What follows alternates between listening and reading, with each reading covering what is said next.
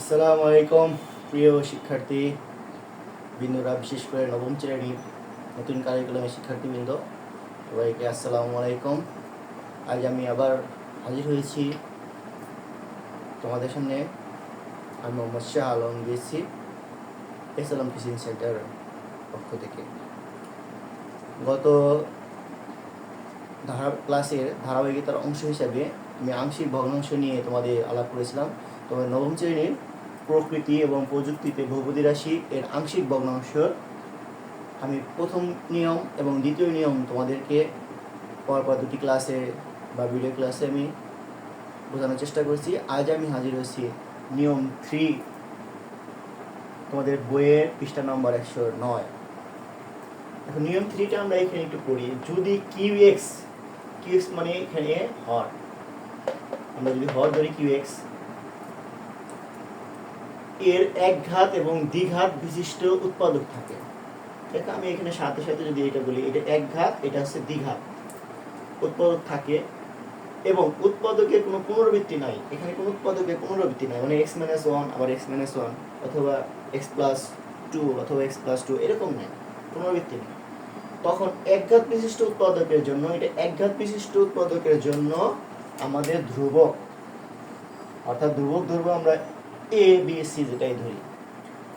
এইখানে আছে দ্বিঘাত বিশিষ্ট উৎপাদকের জন্য, দ্বিঘাত বিশিষ্ট উৎপাদকের জন্য একঘাত বিশিষ্ট বহুপদী ধরতে হবে। এটা বুঝতে হবে, ঘাত হইতেছে দ্বিঘাত, দ্বিঘাত বিশিষ্ট উৎপাদকের জন্য আমার একঘাত বিশিষ্ট বহুপদী ধরতে হবে। তাহলে একঘাত বিশিষ্ট বহুপদী আমরা ধরতে পারি আমরা bx প্লাস c। এই যে x এর ঘাত 1, এই জন্য bx প্লাস c কনস্ট্যান্ট আমাদের থাকতে পারে। একঘাত বিশিষ্ট এটা হচ্ছে আমাদের বহুপদী। তাহলে আমরা এটাকে আমরা যদি এভাবে লিখি, প্রিয় শিক্ষার্থী দেখো, তাহলে আমরা এটাকে লিখতে পারি x প্লাস 2 তারপর x মাইনাস 1 আর x স্কোয়ার প্লাস 2। এটা অভেদ চিহ্ন। আমি তোদের অঙ্ক করবো পরে ডিটেলস, জাস্ট আমি উদাহরণটা এখানকার ব্যাখ্যাটা আগে বুঝাচ্ছি। তাহলে এখানে একঘাত বিশিষ্ট উৎপাদকের জন্য আমাদের একটা ধ্রুবক ধরতে হবে। তাহলে a ধরলাম, আর এটা যার জন্য হয়েছে তাকে লিখতে হবে প্লাস। এখন এখানে দ্বিঘাত বিশিষ্ট উৎপাদক আছে x² + 2, তার জন্য একঘাত বিশিষ্ট উৎপাদক ধরতে হবে bx + c। এই একঘাত বিশিষ্ট এটা বহুপদী, তাহলে এটা যার জন্য ধরলাম সেটা এটা লিখব। তা আমাদের আংশিক ভগ্নাংশ লেখার যে নিয়ম সেটা আমার হয়ে গেল। এটা রোজ কি 3, এই রোজ 3 অনুসারে আমরা এটাকে আংশিক যোগ করে রাখলাম। এখন a আর b c এর মান আমরা ক্যালকুলেশন করে বের করে আমরা আংশিক ভগ্নাংশ নির্ণয় করব। আশা করি সাথেই থাকবে।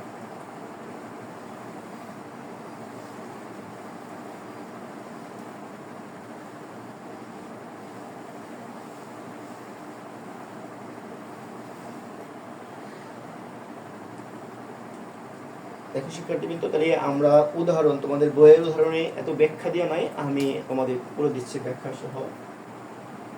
এখানে আছে উদাহরণ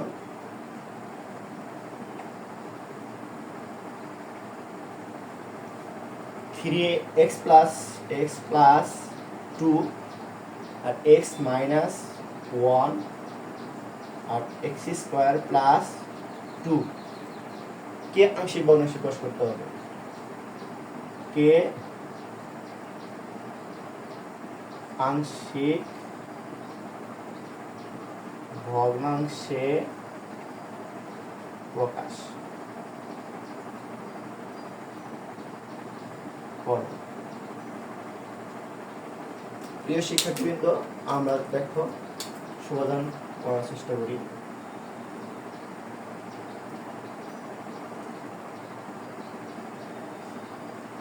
আমরা এটাকে প্রথমে আমি লেখার নিয়ম তোমাদের ডিটেলস ব্যাখ্যা বিশ্লেষণ করলাম। রোজ 3 অনুসারে x plus 2 x minus 1 তারপর x² plus 2,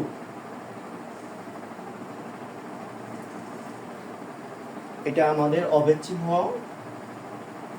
তারপরে a/x - 1 plus bx plus c C, তাহলে এক্স স্কোয়ার প্লাস 2, এটা আমরা 1 নম্বর সমীকরণ দিব।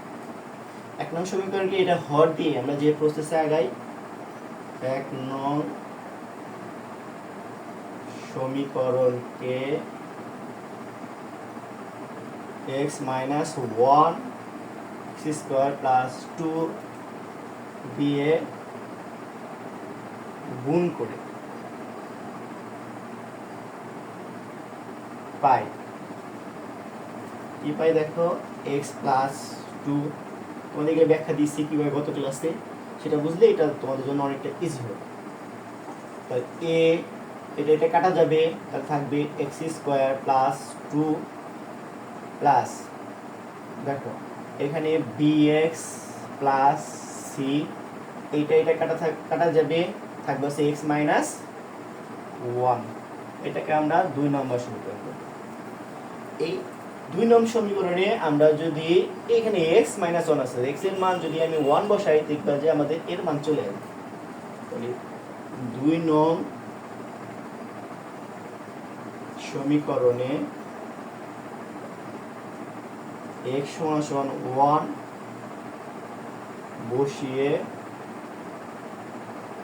পাই, দেখো এখানে আছে x সমান 1, তাহলে আমাদের 1 প্লাস কত 2, তাহলে a 1 স্কোয়ার প্লাস 2 প্লাস, এখানে দেখো 1 যদি বসাই, আমি একটু বসিয়ে দিই তোমাদের, তাহলে 1 মাইনাস 1, তাহলে এখানে পেলাম 3, 1 স্কোয়ার 1 আর 2 যোগ করলে 3, মানে 3a প্লাস 1 মাইনাস 1 0, 0 দিয়ে যা কিছু গুণ করো সেটা কি হবে 0, তাহলে এখানে 3a সমান সমান পাইছো 3, তাহলে এর মান কত হবে বন্ধুরা, এর মান হবে 1, তাহলে আমরা a পাইলাম কত 1। এখন আমাদের b, এটা যেমন আমরা এর মান সহজে পেলাম, কিন্তু এখন b এর মান কিভাবে বের করব, c এর মান কিভাবে বের করব, যদি এরকম বহুপদী ধরা লাগে, তখন আমাদের একটু পরিশ্রম বেশি করতে হবে, তখন আমাদের সহগ সমীকৃত করতে হবে। তখন আমরা কি করব, এই 2 নম্বর সমীকরণ থেকে আমরা একটু আবার ক্যালকুলেশন করে নেব। দেখো এই পর্যন্ত কি ক্লিয়ার হয়েছে তোমরা একটু, বন্ধু শিক্ষার্থীবৃন্দ? আমরা জাস্ট এটাকে সমীকরণ কিভাবে ধরছি বুঝাইছি, তারপরে হর দিয়ে এটা গুণ করছি, গুণ করে আমরা এই সমীকরণটা পাইছি। এখানে যে চিহ্ন থাকবে x মাইনাস 1, এর বিপরীত x এর মান তুমি 1 বসাবা, বসিয়ে আমাদের এর মান কিন্তু চলে আসছে, সিম্পল ক্যালকুলেশন। এখন আমাদের এই 2 নম্বর সমীকরণটা আমরা একটু কি করব, মডিফিকেশন করতে হবে।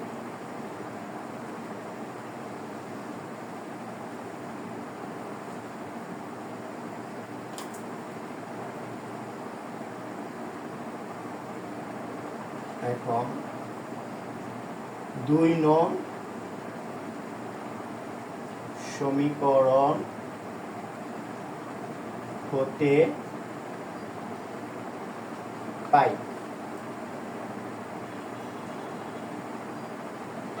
কি পাই দেখো একটু, x প্লাস 2 সমান সমান, এটাতে গুণ করো তো ax square plus 2a plus b, আর এটাতে গুণ করলে কি bx স্কোয়ার, b দিয়ে যদি মাইনাস 1 গুণ করো তাহলে bx, আর c দিয়ে যদি এটা গুণ করো প্লাস cx, মাইনাস প্লাস পাইছে মাইনাস c। এরপরে আমরা একটু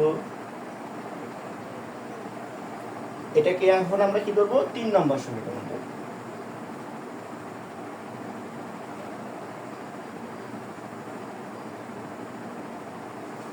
3 নম্বর সমীকরণ করব। এখন প্রিয় শিক্ষার্থীবৃন্দ, আমাদের টার্গেট কি, আমরা বি আর সির মান বের করবো, কারণ আমরা অলরেডি এর মান বের করছি। এখন আমাদের 3 নম্বর সমীকরণ থেকে আমরা প্রথমে কি করব, এই যে এখানে বি মান বের করব, তাহলে বি, আর এখানে এক্স স্কোয়ার আছে, এখানে এক্স স্কোয়ার আছে, তাহলে এই এক্স স্কোয়ারের সহগ সমীকৃত করব আমরা। তাহলে 2 নং এ এক্স স্কয়ার এর সহগ সমীকৃত করে এক্স স্কয়ার সহগ সমীকৃত যদি করি আমরা প্রিয় শিক্ষার্থীবৃন্দ, এখানে এক্স এর সহগ হচ্ছে এ, এক্স স্কয়ার সহগ এ, এখানে বি স্কয়ার সহগ হচ্ছে বি, আর এখানে এই পাশে বাম পাশে কিন্তু এক্স স্কয়ার নেই, তাহলে কি হবে? শূন্য।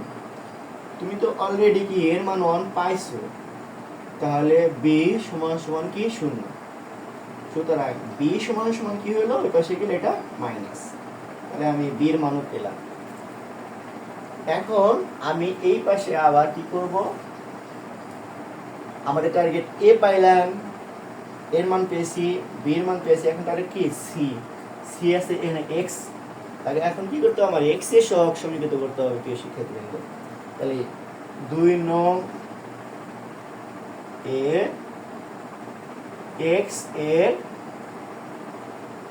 সহগ সেম ভাবে সমীকৃত করে পাই। তাহলে এখানে কি আছে? এক্স আছে কোথায় দেখো? এক্স আছে আমাদের এখানে, এক্স আছে আর এখানে এক্স আছে, এই দুইটাকে আমরা নিব, আর এই পাশেও আমাদের এক্স আছে। দেখো, তাহলে এখানে সি আগে দেই, সি যেহেতু প্লাস আছে, আর এখানে মাইনাস বি, এই পাশে কি আছে? এক্স এর সহগ কত আছে? 1। দেখো তো বন্ধুগণ, বি এর মান আমরা কিন্তু -1 পাইছি, সি এই -1 আর এই -1 যোগ করলে কি হবে? +1 সমান সমান 1। তাহলে সি এটা 1 - 1, তাহলে কি? সি সমান সমান 0। ইন্টারেস্টিং বিষয় না প্রিয় শিক্ষার্থীবৃন্দ? আমরা পাইলাম এ সমান সমান পাইছি 1, তারপরে বি সমান সমান পাইছি -1, সি সমান সমান পাইছি 0। এখন দেখো, ওই যে আমরা ফার্স্ট 1 নম্বর সমীকরণ কি লিখছিলাম, সেই 1 নম্বর সমীকরণে যদি আমি এই মানগুলো বসিয়ে দেই, তাহলে আমাদের আংশিক ভগ্নাংশ হয়ে গেল। Easy, that is simple.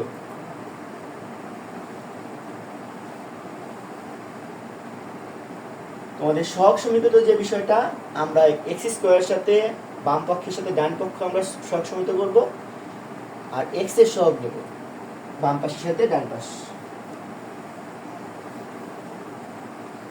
1 নম্বর সমীকরণ ছিল আমাদের এরকম, 1 নং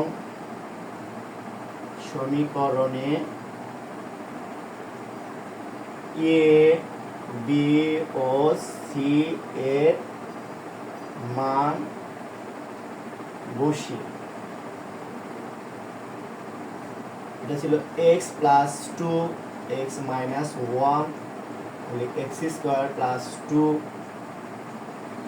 এটা এর মান পাইছি কত? আমরা এখানে ছিল a ছিল এরকম, আমি লিখে দিচ্ছি আবার, a x - 1 plus bx plus c x² + 2। এখন আমি এর মান পাইছি আমরা 1/x - 1 প্লাস b মান পাইছি -1x প্লাস c মান পাইছি 0, আর নিচে আছে x² + 2।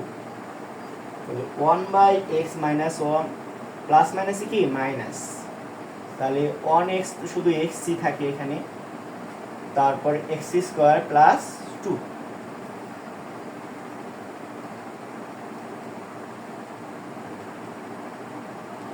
তাহলে 1/x - 1 মাইনাস x x² + 2 ইহাই নির্ণয় আংশিক ভগ্নাংশ।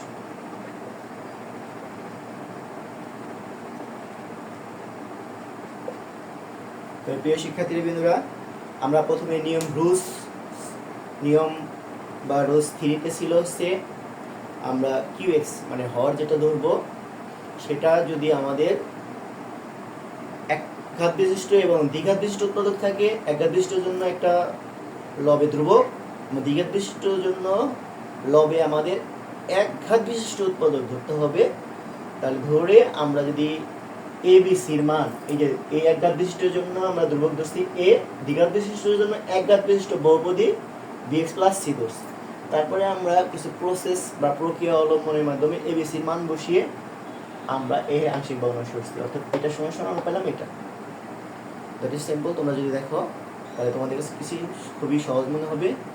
এটা আমাদের যারা 10-এর শিক্ষার্থী বা 9-10, পুরোনো 9-10 যারা সামনে পরীক্ষা দেবে তাদের জন্য এটা অনেক কার্যকরী হবে। আশা করি তোমরা ভিডিও দেখে উপকৃত হবে। তোমাদের সবাইকে আবার সুস্বাস্থ্য কামনা করে আজকের ক্লাস এখানে শেষ করছি। খোদা হাফেজ।